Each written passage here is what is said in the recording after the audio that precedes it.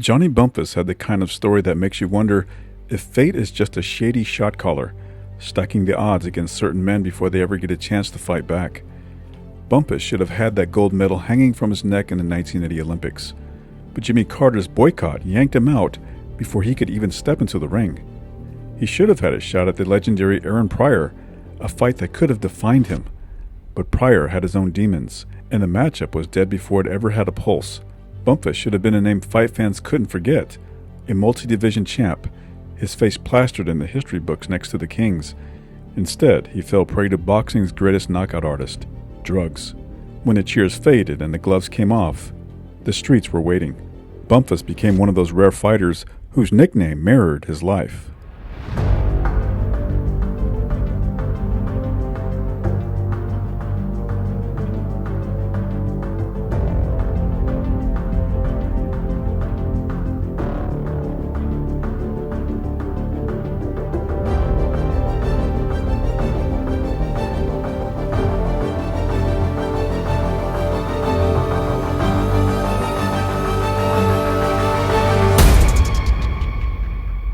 Johnny Bumphus was born August 17th in 1960 in Tacoma, Washington, the only boy of 7 children. Johnny was a skinny, shy kid, facing daily beatings at school. At 8 years old, Johnny followed his father into the boys' club in Tacoma. He saw the ring, the gloves, the whole bloody ballet, and just like that, boxing had him by the throat. Bumphus's father bought the gear and the proper equipment. By the age of 9, Johnny wasn't just another kid throwing punches. He was a name in the local paper. By his sophomore year, he moved to Nashville, where he began training in a gym tucked inside the county jail. Bumphus joined the Punch-In Posse. Billy Collins, Jerome Coffey, and Clint Jackson, one of the strongest Golden Glove squads in the country. Now enrolled at Pearl High School in Nashville, they called him Johnny B. Good, and he was voted most sophisticated in his senior year. He went to work in the sheriff's department, staying there for 5 years. He was an extra on the staff, walking through the halls with a beat-up portable phone in hand. The inmates got 3 minutes to talk, barely enough time to say anything that mattered. And when those 3 minutes were up, it was Bumphus who had to break the news. Every day, without fail, he'd get cussed out. But the real punches came outside the job. In 1976, tragedy kicked down his door. One of his sisters was murdered by her boyfriend, who committed suicide after, leaving nothing but blood and echoes. A year later, as if life wasn't done with its cheap shots, Johnny's father killed his mother in a drunken rage. All my life, Bumphus said, my parents drank and got drunk. Alcohol made him do what he did. He'd promised his mother a gold medal, something shiny to outlast all the ugly. After she was gone, he rushed back home and went face to face with his father. There, inside the jail, Johnny asked the question no son should ever have to ask. I asked him if he could, would he bring Mama back, Bumphus said. He cried and said, if only he could, that it was an accident. He was all I had, and I thought I forgave him. But forgiveness is a shaky thing, and it never hits as hard as grief. So Johnny threw himself into boxing, trading nightmares for uppercuts, regret for jabs. The ring became his church, the ropes his confessional. He rose through the ranks, becoming the number one 139-pounder in the country for 3 straight years, National Golden Gloves champion, 2 AAU titles, fists flying, demons chasing, and somehow, for a while, he stayed ahead. He had one thing stitched into the walls of his mind: the 1980 Olympics. That was the prize, the escape hatch, the shiny thing to outrun the ghosts. Won every major tournament in the Northwest, and my best years was from 74 to 77. I went those 3 years undefeated, and like in 77, I won national AAU title and the South American Games, which was between USA, Venezuela, and Cuba. And now I'm on the international boxing team, the All-American boxing team for the United States. Inspired by the 76 team, Johnny clawed his way to a spot, beating Ronnie Shields to seal the deal. But fate had other plans. Jimmy Carter's boycott of the Moscow Games crushed Johnny's goal like a cheap beer can. No gold, no anthem, just a dream left bleeding on the floor. Bumphus decided to keep swinging. He signed a $500,000 contract, a small fortune, the kind of money that whispers sweet lies, and packed up with his wife, Debbie, heading to New Jersey to train under George Benson. Benson was a ring wizard, the kind of guy who didn't just teach you how to punch. He rewired your instincts, took Johnny's natural southpaw stance and twisted it, Teaching him how to slip between southpaw and orthodox. I taught him how to fight both ways, Benton said, as if he were stitching together a fighter with no blind spots. Johnny made his pro debut on November 8, 1980. The ink on his contract still wet, the Olympic heartbreak still raw. They didn't baby him. By his fifth fight, he was toe-to-toe with Victor Papa, a 17-1 prospect with nothing to lose and something to prove. Johnny carved him up, winning every round like he was writing a letter to the world. I'm still here. NBC loved a good story, especially one soaked in grit, so they put Johnny's face on the screen under the banner of tomorrow's champions. He wasn't just fighting opponents. He was fighting to be seen, to matter, to outrun the echoes. In October of 1981, the first test came. Willie Fireball Rodriguez, a 33-fight veteran with scars from wars against Bruce Curry, Leroy Haley, Johnny Lira, even Sugar Ray Leonard. Rodriguez had danced with the best, but Johnny didn't flinch. Titles, TV lights, blood on the canvas, it didn't matter. Johnny was still swinging, still chasing something he'd never quite catch. Fireball wasn't there to be a stepping stone. He came in with a toolbox full of scars and experience, and he cracked Johnny in the face with the kind of right hand that doesn't ask for permission. Over and over, like a drumbeat with bad intentions, Johnny's eyes started to swell. This was the test, the real kind. The one where your body betrays you and all you've got left is whatever scraps of willpower are still rattling around in your chest. One eye, blood in your mouth, and the voice in your head asking if maybe this was the part where you finally quit. But Johnny didn't quit. He dug in and clawed his way back into the fight, ultimately winning a unanimous decision. But boxing isn't just about one night. It's a slow grind, a series of little deaths. In a bout with Marvin Jenkins, Johnny tore a ligament in his left hand, felt it snap like a rubber band stretched too far. That injury benched him for 4.5 months, an eternity for a fighter living off momentum and adrenaline. Sitting still is its own kind of punishment. When he came back, he was meaner, sharper, like the layoff had let his demons marinate. He carved through his opponents, including Randy Shields, a veteran who'd been around long enough to know when the tide was turning, and it turned hard against him. Less than 2 months later, Johnny was back in the ring again, this time against Michael Solid Gold Bradley, a prospect, a sparring partner for Aaron Pryor, a man standing in the way. But by then, Johnny wasn't just fighting opponents. He was fighting time, fighting the weight of everything he'd lost, everything he was still afraid to lose. Here today, round one, scheduled for 12.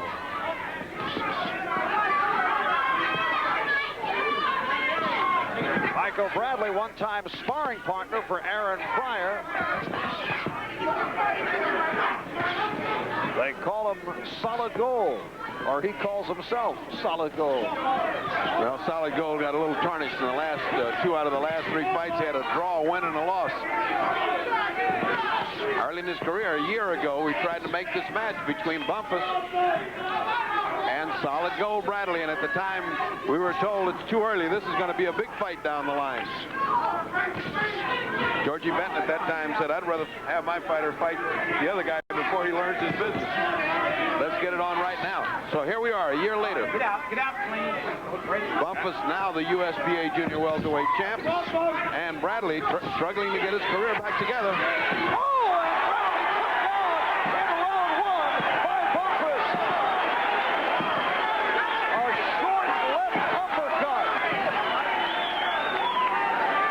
Right on the button.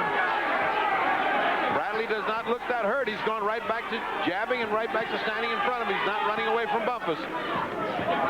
Bradley has faced southpaws before and has fared well, but no one in the class of a Johnny Bumphus. And frankly, there are a few people in the contenders that are in the class of Johnny Bumphus. As we've been saying all along, he is the cream of the crop of tomorrow's champions. We started 2 years ago on NBC. Bumphus that caught Bradley, but Bradley able to come back and survive the round, and Bradley coming out strong here in round 2. Both fighters in extremely good shape, very finely trained, not an ounce of fat on either one. Big roaring cheering section for Bradley. This is the 3rd week in a row we've been out in the country with fights where there's a sellout crowd and a roaring audience. Bradley does have a contingent with him from Columbus, Ohio.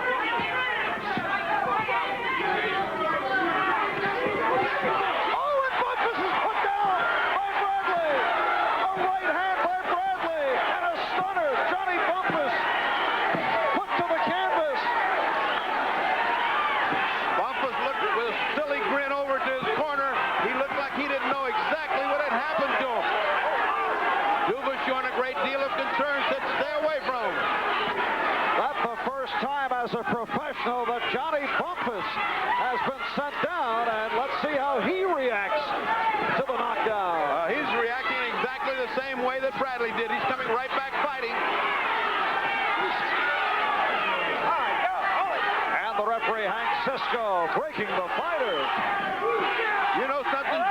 Bumphus' legs are still not right. He still can't get them together. Right now, Bradley has an unequaled opportunity to put one of the shockers of this year in boxing.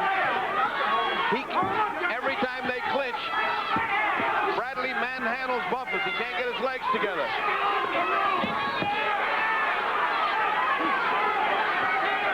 Less than a minute left. Round 2. An additional 3. Scoring on the 5-point. Handled by the referee and the 2 judges. Referee Hank Cisco. The judges Paul Battle, Adelaide Tyndale. And here's Bumphus with the attack as we open up the 3rd round. Well, the way these 2 guys are going to be lucky if they get to 12 rounds, because they are absolutely trying to end it in each round. Bumphus fighting off the ropes well. Bradley, with that short stature, is being able to get inside and land short, straight right hands, which is unusual for Bumphus. He never gets hit that way. Bumphus usually controls the fight at a distance, keeping him off with his right jab. Some low blows by Bumphus. The referee, Hank Cisco, that we saw last week, says keep him up.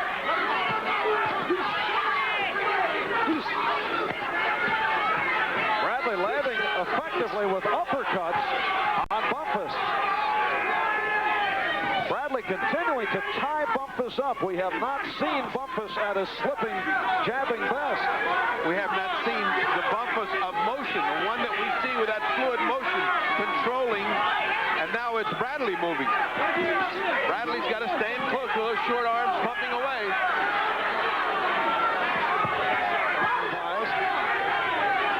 If this keeps up this way, this is going to be a very tough one for both men. Oh, very low blow on the part of Bradley. Oh, good rock. Got him in trouble. Bumphus in trouble again. His legs did a number as he gets hit an uppercut coming out of a clinch. And less than a minute left in this 3rd round. Again, it was the right hand of Bradley that rocked Bumphus. Bumphus was put down on the 2nd. Bradley was put down on the 1st. Well, Bradley can bang. There's no 2 ways about that. That's 2 rounds. He's got him in trouble again. Less than 30 seconds left in this 3rd round.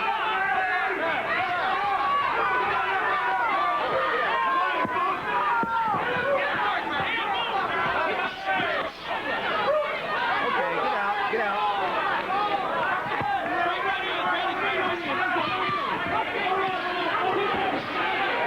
The slipping, moving Johnny Bumphus as this 3rd round comes to a close. Johnny Bumphus' situation captured perfectly by his trainer George Bent. Let's listen in between rounds. So now you got to stay close to this guy so you don't get hit with that long right hand, right? Yeah. All right, Johnny? All right. Now listen. Ben, look at the Johnny. Don't fire too many shots from the outside. That's why you're getting hit, see? Just use your jab, and get in close and punch. Don't throw your straight left hand, see? Because you're too far away from him. And so Michael Bradley put down for a 2nd time. Johnny Bumphus put him down in round 1. Bumphus went down in the 2nd. At the end of that 3rd round, Bumphus was just starting to find the range, and it looked like Bradley was going to cave in from body shots. As he opened this round, he looks like he's going down again. As he opened this round, Bumphus opened a concerted attack on the body. Looks like something must be wrong with the ribs of Michael Bradley. He's caving in every time that thudding hook lands. And Bumphus has taken control.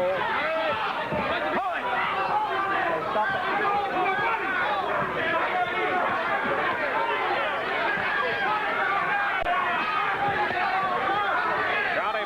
Continues to go to the body. That's what's winning him this fight right now.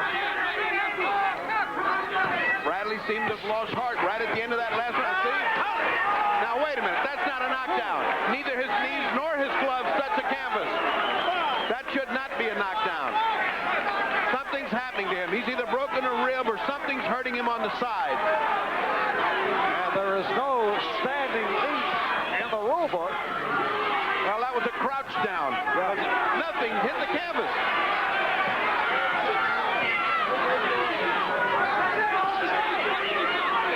That's killing him. That side's killing him. Something has got to be wrong. Every time he lands that left hook, Bradley's knees buckle. Now, Bumphus well aware of it now.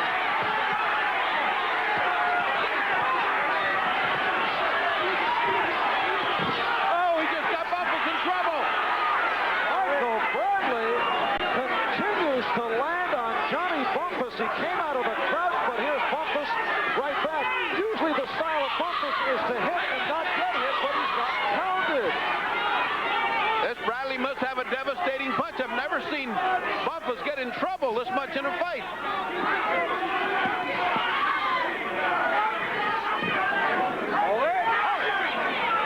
And we're final seconds. Round 4. The right hook of Johnny Bumphus to the body of Michael Bradley have been paralyzing Bradley's professional career. He was put down in round 2, but Bumphus looking stronger, although you never know with that right hand of Bradley. He's dominating Bradley right now. He is painting him. He's dominating. He's doing anything he wants to with him. And Bradley's only hopes to get that heavy punch up.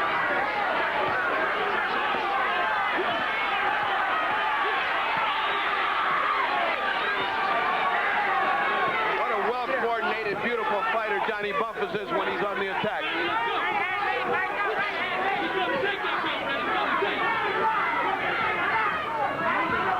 The Americana Host Farm Resort, Lancaster, Pennsylvania. Marv Albert with the fight doctor, Ferdy Pacheco. Bradley with the combination. Bumphus looking to make the move back.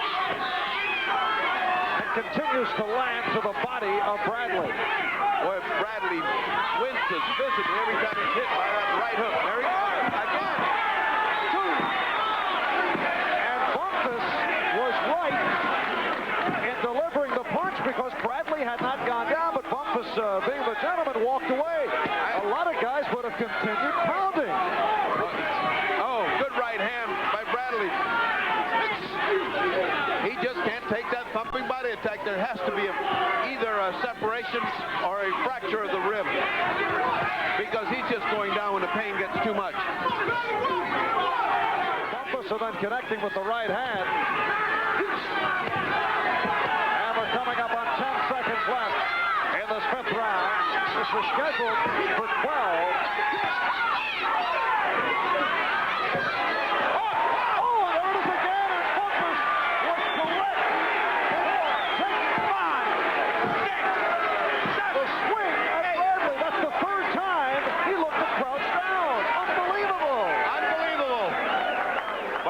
And Bumphus was right. The man's not down. All right. This has been a wild one. We'll be right back. All right, Michael Bradley out for round 6. It has been a bizarre bout. Look at the left eye on Johnny Bumphus. Perhaps we'll get him when he turns. That left eye is closing. It has to start out.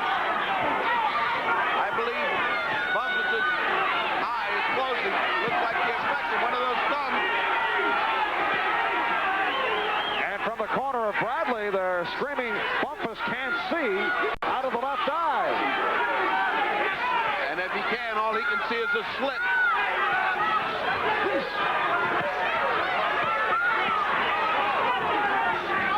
The referee came over and had a long conversation in the corner about his ribs. They denied any injury. They said nothing's wrong. Keep on fighting. Rounds to go to work on a half-blinded Johnny Bumphus. Good right hand on Johnny Bumphus by Bradley.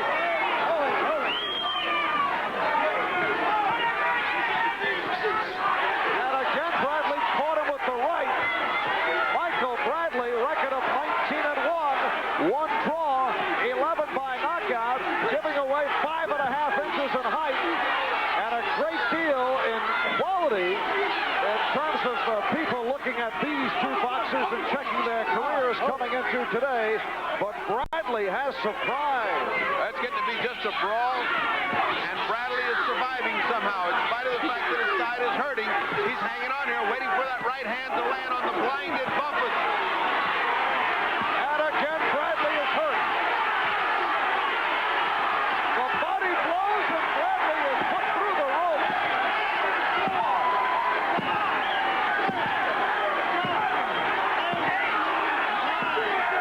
All over. Johnny Bumphus with a dramatic knockout of Michael Bradley in round 6.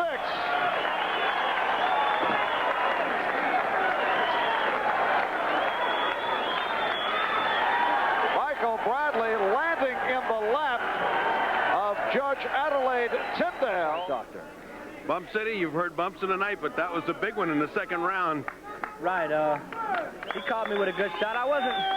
My mind wasn't hurt. My legs just went, and I got up and took care of business, and that's the main thing. I really wanted to know for myself, not that I was anticipating getting knocked down, but getting knocked down and be able to get up and win the fight, that's, to me, is very important. It certainly is.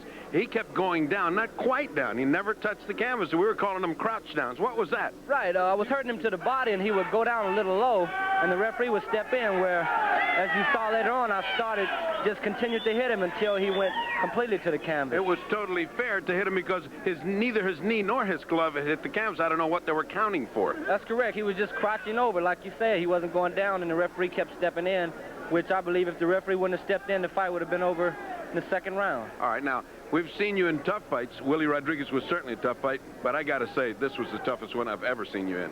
Right. He hit me with a couple good shots. The best shot he caught me was in the second round. He caught me in the eye, and I'm not sure what round it was. That brings me to something. Your eye is closing. Is that a thumb, or is that a punch? I really couldn't, tell you what it was. It may have been a punch, but the main thing is that I won. Now, Lou Duva, you had the string of tomorrow's champions. Of course, we've always called Johnny the cream of the crop. Where do you want to go with the cream of the crop? Well, in about an hour or so, Aaron Pryor's fighting. I hope he wins because we're coming after Aaron. We want that title. We want to fight Aaron Pryor for the title. All right. And with that challenge, back to Marv Albert at ringside. Bumphus was done waiting in line. He started calling out the names that mattered. Leroy Haley, Aaron Pryor. Big fights, big money. The kind of bouts that could turn a boxer into a legend or a ghost. But boxing has a way of playing keep-away with dreams. Less than a year later, Pryor resigned as champion, slipping out of reach like a shadow at sunset. So Bumphus, now the WBA's #1 contender, found himself staring across the ring at Lorenzo Garcia. On paper, Garcia looked like a problem. 54 wins, just 1 loss. But records don't throw punches. And Garcia didn't seem like much of a threat. Until the 4th round. That's when the crafty Argentine clipped Johnny with a short right hand. But Johnny wasn't built to stay down. He popped up like it was nothing. The fight itself was a snooze, the kind of bout that makes the crowd check their watches. But Bumphus did what he had to do. Worked the jab, set up his combos, landed the heavier shots. Nothing pretty, just business. Between rounds, George Benson leaned in. Win this one, he said, and look good next time. Johnny did just that, won by unanimous decision. It wasn't the kind of victory that gets carved into stone, but it kept the story going. June 1984, Buffalo, New York. Bumphus stepped into the ring with Gene Mad Dog Hatcher, the undercard sideshow to Ray Mancini and Livingstone Bramble's bloodbath waiting in the wings. But for Bumphus, this wasn't just another fight. It was a debt, a bill coming due for that half-hearted title win against Garcia, the one that left a bad taste in his mouth and doubt hanging over his head. He came out sharp, owning the early rounds like a man trying to prove something, his footwork slick, hands quick. But boxing's never polite, and Mad Dog lived up to his name. Just before the bell closed out the first round, Hatcher found Johnny's jaw with the right hand, a punch that didn't ask questions, just delivered consequences. By the 5th, Mad Dog landed another right, the kind of shot that makes the crowd lean forward, hungry for collapse. But Johnny didn't fold. He didn't even blink. He was in control, shifting between southpaw and orthodox like it was second nature. He rattled Hatcher with both hands, sharp combinations stitched together with muscle memory and spite. In the 4th, Johnny opened the cutout for Hatcher's right eye, a red badge that only got worse as the rounds piled up. Bumphus beat him to the punch over and over, owning the ring, owning the night, right up until the 11th round. The 11th round was waiting like a loaded gun, and Johnny was about to find out if he was still holding the trigger or staring down the barrel. Going after Hatcher, a melee. Eventually, the cornerman had to come in to try and stop it. That was Lou Duva stepping in. So, frustration, I think, on the part of Gene Hatcher, evident there. He may think that's his best approach to Bumphus. To get Lo Bianco between him and start belling him. Used him as a screen, I guess. He did. Hatcher comes charging out of his corner at Bumphus, apparently invigorated by the ending of that 10th round. This is round number 11, scheduled for 15, and they told Hatcher that he's behind and he's got to get going. He's staying on top of Bumphus, who wants to fight him inside. Oh, they are banging away inside, and Johnny Bumphus decides he's going to go after Hatcher. An interesting, though maybe not prudent strategy at this point. Actually are very gentlemanly outside the ring. They have been cordial to each other leading up to this fight, unlike Bramble and Mancini, who we'll see later. Yet feelings have erupted here in this round, and Bumphus out working on the inside Hatcher working against Bumphus on the inside. Bumphus could be making a big mistake, rumbling on the inside with Hatcher here in the 11th. We'll see. Here's Sixer right now.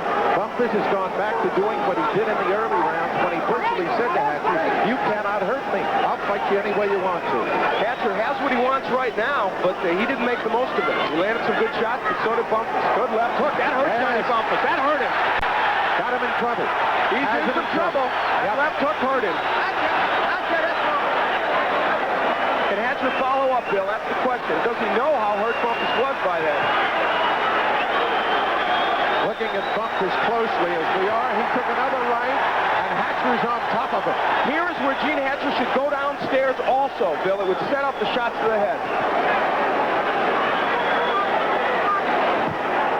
He didn't hear you. He's teeing off with the right hand, and Bumphus is going back at him. Boy, Hatcher just stopped punching there for a moment. Bumphus took advantage, so Johnny may have cleared his head. Some trouble here in round 11 for Johnny Bumphus, but he is... Oh, he's down! Bumphus went down. He may not be able to get up. His legs are twitching. He is in desperate trouble. Gene Hatcher celebrating. Hatcher celebrating, and he came out of the neutral corner. Bumphus is on Queer Street. He may be done. He's down again. Remember, and he goes down. It was not counted a knockdown, and the referee Lo Bianco pushed him so hard, Bumphus almost went out. Hey, Lou Duva in the corner yelling at Bumphus. Lo Bianco has lost control of this fight. He never made a call on that. Bumphus in all kinds of trouble, trying to hold on. Is Lo Bianco stopping this? Lo Bianco has stopped it. He has stopped it. We have a new junior welterweight champion. But Bumphus is hurt. There's no question about that. But Lou Duva's incensed. Gene Hatcher is the new champion, but Lou Duva and his people are not happy about it. Lou Duva is being restrained in the ring. This is not a good scene. Johnny Bumphus wants to get at the officials or Gene Hatcher. Johnny figured it was his near 0% body fat that left him running on fumes in the late rounds, like a car pushing past empty. So he moved up to welterweight, chasing a second act in a sport that doesn't give out too many.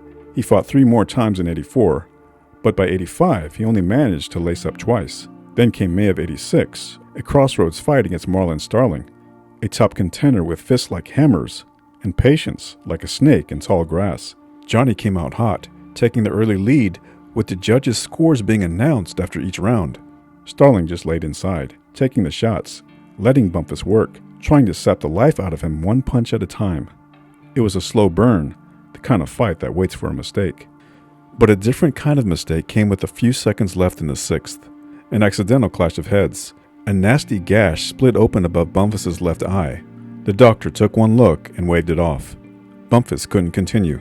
But here's the thing. Under USBA rules, once a fight hits 6 full rounds, it goes to the scorecards if there's an accidental headbutt. Johnny was ahead. Decision? Bumphus wins. Starling's camp exploded, swearing up and down that promoter Dan Duva had pulled some backroom strings, whispering in the doctor's ear to stop the fight because he knew Bumphus was ahead. Lawsuits were threatened. Accusations flew like cheap beer at a dive bar brawl. But boxing's a dirty game, and the ink on the win was already dry. Johnny walked away with the belt, the cut, and one more story stained in blood and doubt. Bumphus promised a rematch, but life had other plans. In September of '86, his father finally drank himself into the grave, a slow, miserable fade out. Johnny carried the guilt like an old bruise that never healed. "I should have reached out, tried to talk to him," Johnny said. The kind of thing you say when the silence is louder than the regret. But you can't talk a man out of drinking when he's already made peace with the bottle. That guilt had sharp teeth and it bit hard. By the end of '86, Johnny was freebasing cocaine, chasing a high that couldn't punch back. Boxing was the only thin thread keeping him from completely unraveling. It wasn't discipline holding him together. It was habit, muscle memory, the ghost of who he used to be. But even with boxing, he was already knee-deep in the quicksand. February of 1987 rolled around, and with it, a title shot against Lloyd Hannigan, a shot at redemption maybe, or just another round in the fight he was really losing, the one outside the ring. Gloves on, gloves off, it didn't matter. Johnny was swinging at ghosts, and now his legs were nothing more than shaky promises, barely holding him up.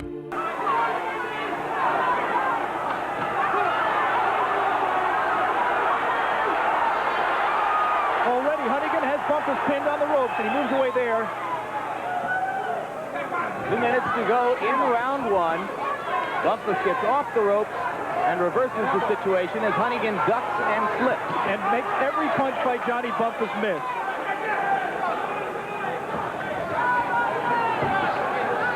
Again, Bumphus missing every punch of that 5-punch combination. Hannigan does not like to use his feet to avoid being hit. He likes to come forward, but ducks and slips as many punches as possible, as you can see. And Alex points out it has been highly effective so far. So the right-handed body shot by Hannigan, which he hopes will take away whatever movement that Johnny Bumphus possesses. Right now, Johnny's not dancing at all. He wants to move a little bit side to side, but stay within punching range. Oh! And Bumphus goes down from a solid right cross. Up quickly. He has been down previously in his career and has come back to win fights. But right now, he looks so wooden and so slow and so ordinary, Jim, that it's hard to see how he can survive this round. Hannigan perhaps pressing a little too hard right now to try to finish, as he recognizes what is obvious, that Bumphus is in trouble. Another right. Bumphus just looks terrible. Bumphus has no legs.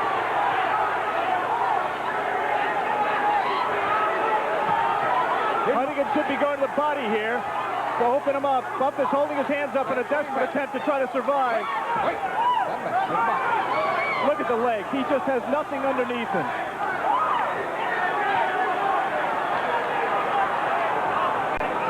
We are coming to the end of a round, and this will be a welcome relief for a Johnny Bumphus who has been in big trouble for the last minute and a half. Hannigan trying to land, and the bell sounds. We're back at the Wembley Conference Center where Johnny Bumphus and Lloyd Hannigan left their corners just as the bell sounded to begin round two.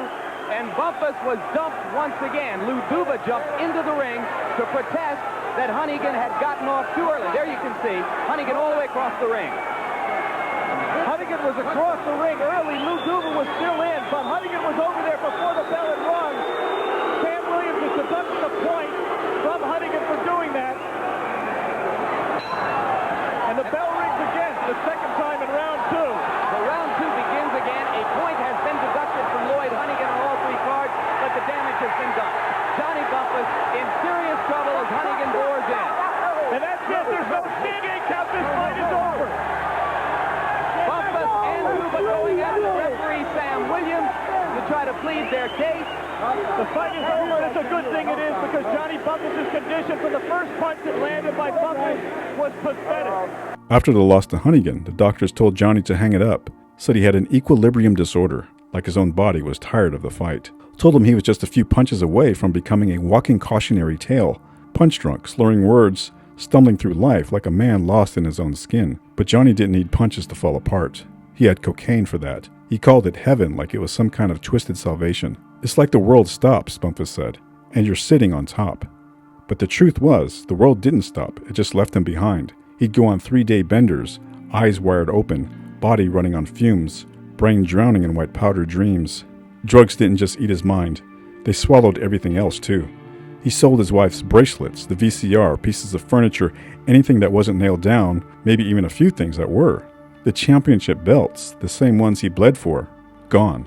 A commemorative medal from President Carter Handed to him as part of the 1980 Olympic boycott team, gone.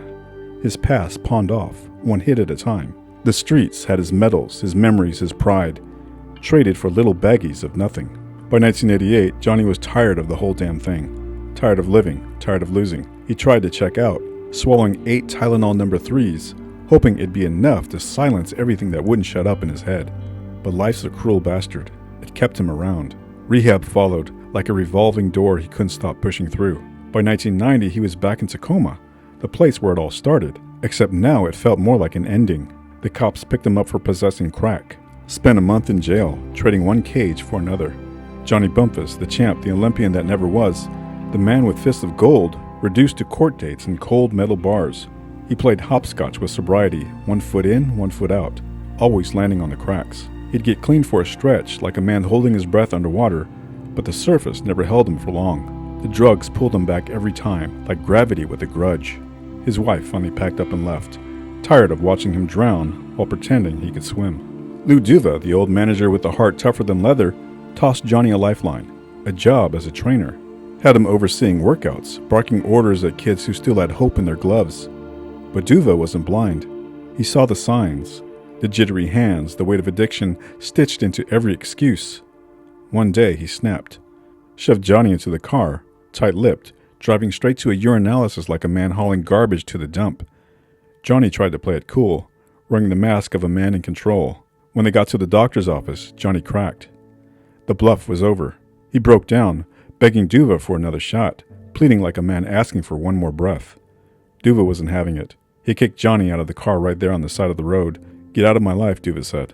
"If you want to kill yourself, be my guest." The Duvas had already footed the bill for his first 2 rehab stints.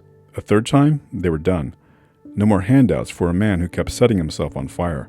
But Shelley Finkel dug into his pocket and paid for another round of rehab. Didn't matter. By September of '91, Johnny was back on the streets, running the same tired race with the same broken legs. That's when he crossed paths with Douglas Schaffner, a 58-year-old ghost in a man's body, pissed off over a crack deal gone bad. Schaffner pulled a knife, thinking he had the upper hand. But Johnny wasn't just another junkie. He was a fighter. Instinct kicked in. The struggle was fast, ugly. The knife changed hands, and when the dust settled, Schaffner was bleeding out on the pavement while Johnny stumbled away, cut up but breathing. Johnny drove himself to the hospital, blood staining the seat, another scar to add to the collection. Schaffner didn't make it, dead, but the case was ruled self-defense.